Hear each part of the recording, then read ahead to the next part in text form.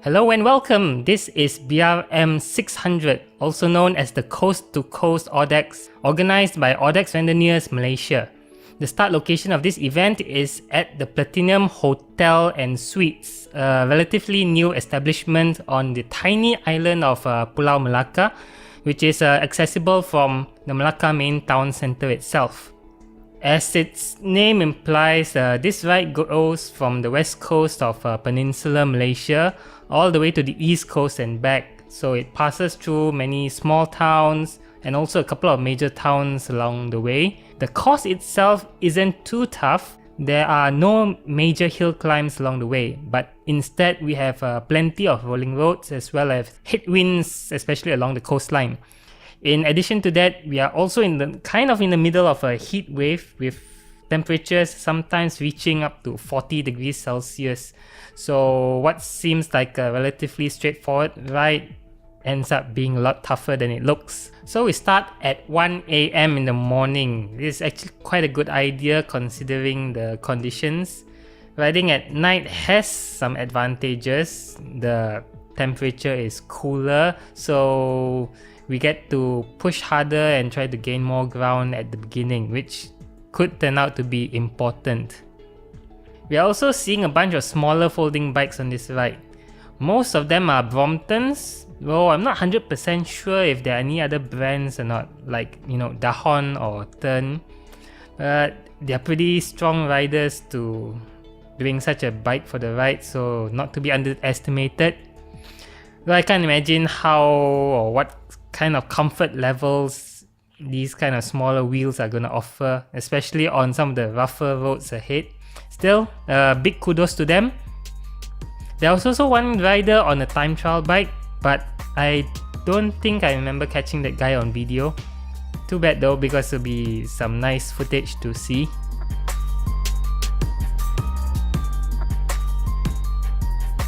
The state border between Melaka and Johor is demarcated by this landscape thingy here. So the initial roads heading south towards Batu Pahat in Johor aren't too bad. It's relatively flat, which makes for good speed and progress in the middle of the night. The roads are also pretty well lit, no pitch black darkness sort of thing here. Although yeah, there will be that kind of thing later during the ride.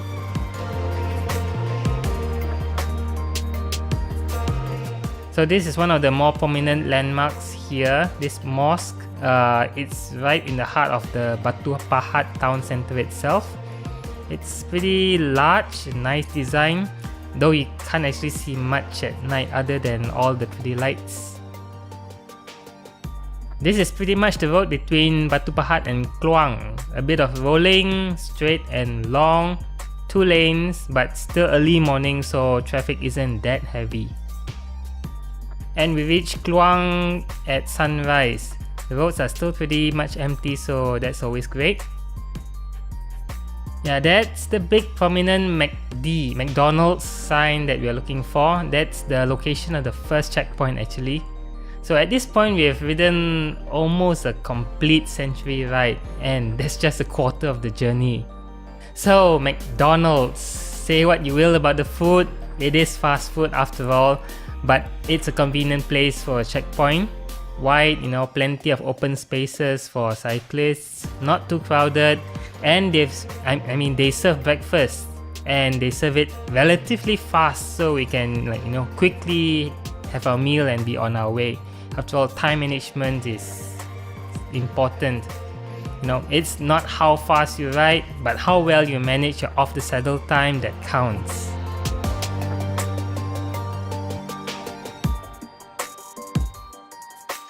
Leaving the checkpoint and heading out to Kluang town now. Although it's still early in the morning, but the temperature is already beginning to rise, and so is traffic, so sooner we get out of town the better.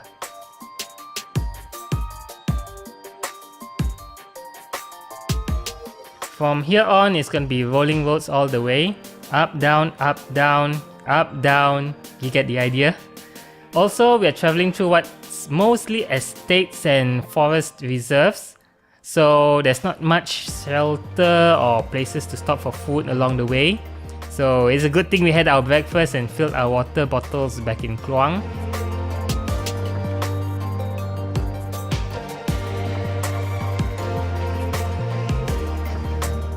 You can see dark skies ahead as we head towards Jemalwang, but they are a lie. It never rained. It remained hot throughout the entire day. You fill a water bottle with ice cold water and it'll get warm within the hour. After Jemalwang is the Mersing district, and after that Mersing Town itself, which is the first major town we are visiting along the east coast. We've actually been to this town before last September during the BRM600 ride. Although we came from the opposite direction and then headed further south. So this time we're heading north towards Endau, and from there Kuala Rompin, and again plenty of rolling roads in our way. To add insult to the injury, there's a nasty headwind too, since we are just, right next to the coast. By the time we reach Kuala Rompin, it's nearly sundown. The checkpoint is Hotel Sri Rompin, which is actually a convenient spot because a lot of riders chose this location as their overnight spot. Having the checkpoint right at the hotel is great for them, and there's also plenty of places for dinner around the area. But for me though, it's too early to sleep. My strategy for this ride was to continue onwards towards Bandar Muadzam Shah. That's around 390 kilometers. It involves some long stretches of dark, unlit roads that go through estates and rural countrysides. After Muadzam Shah, we get more rolling roads towards Segamat. It's also dark, and we're also sharing the road with heavy vehicles in the middle of the night. Not a pleasant stretch of road to be on. It's a nice morning in Segamat. By this point, the roads are more or less flat, even though the elevation profile on the course actually says otherwise. The town is pretty quiet since it's still a very early Sunday morning. Most of the shops are still closed, but there's a nearby convenience store where we could refill our water and buy drinks for the journey ahead.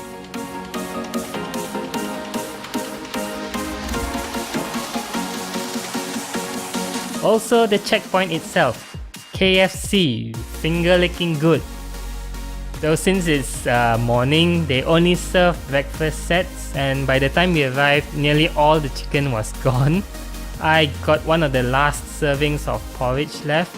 They still had burgers, but I didn't want to eat too much of that. It's not really a pleasant experience riding with a stomach that's too full,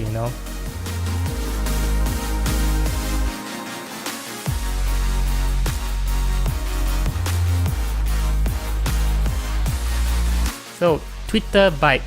I haven't really heard of that brand before. I mean, we all know the social media platform Twitter, but not sure about the bike. I looked it up online. Seems to be a German brand, but manufactured in China. Not sure how accurate this information is actually. It is just after a brief Google search. So we go through the main Segamat town center on the way out. It's only a little past 9 AM in the morning, but it already looks pretty hot. Still, everyone had good breakfast and rest at KFC, so we're still in good spirits, and just about another 130 kilometers or so remaining. So we've got plenty of time to make our way towards the town of Tangkak for lunch, and after that, the final push back to Melaka. Jementah Town. We're just passing through here without stopping. I mean, we just left Segamat, so no point wasting time here. Almost the entire stretch of road from Jementah to Tangkak is under construction. So, funny thing, due to my lack of imagination, I stopped at KFC again here in Tangkak for lunch. Then, back to the road again. I didn't notice that large trishaw the previous day.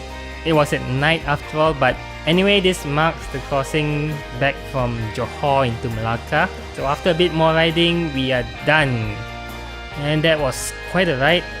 would have been a pretty good route if not for the hot weather. After this, I just get a room at the hotel, enjoy the air conditioning and a good nap, and then grab a good meal before heading back home.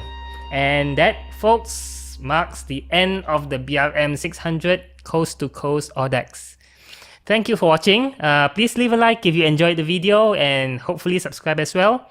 So until the next video, bye!